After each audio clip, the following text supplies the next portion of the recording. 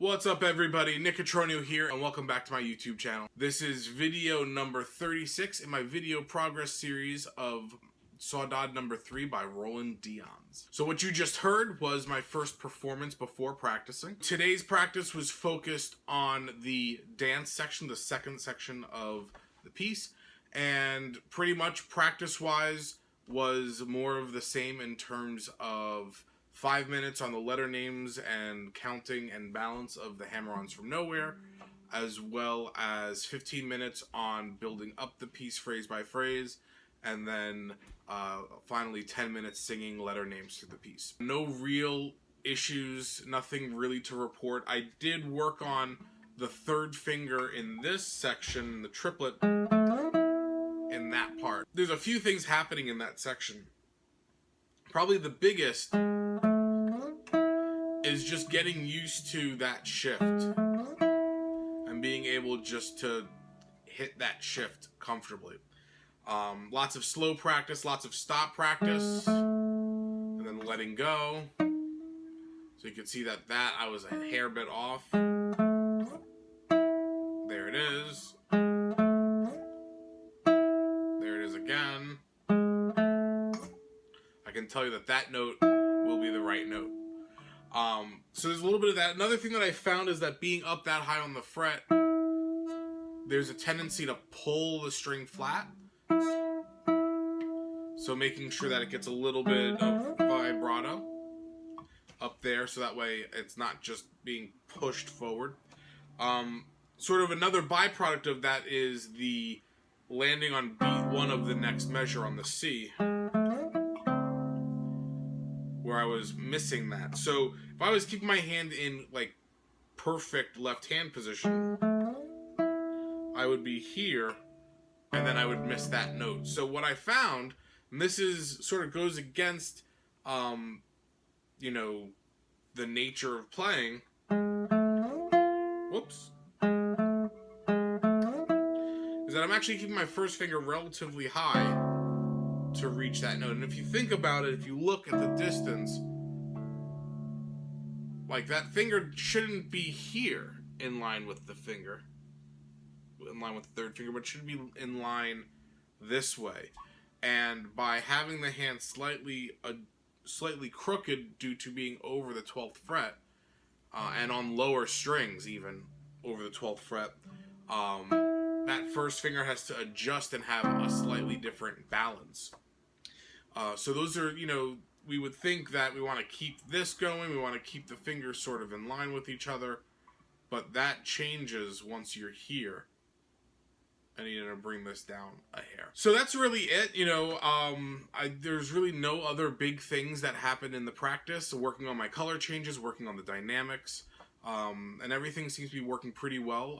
One thing that I do want to take note of or just share with you in terms of interpretation-wise, on the hammer-ons from nowhere section, I had heard a version of this where the performer would keep a really staccato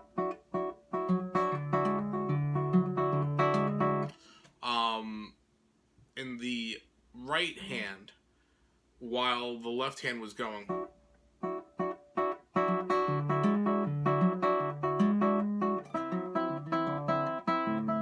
And that's something that I'm still thinking about and contemplating, because that also helps separate and create the space needed for those melody notes to come in. But I think that the color change itself and just working on the balance is really helping, and I might not need to make those notes staccato. Let's take a listen to the final performance and we'll wrap up.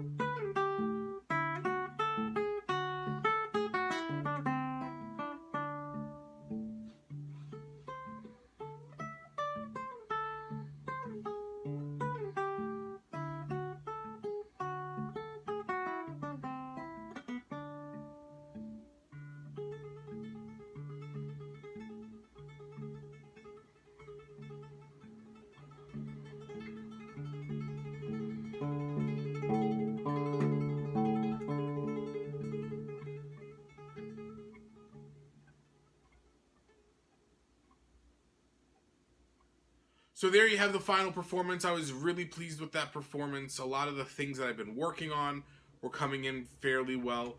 The shift over the 12th fret was working pretty good in that performance.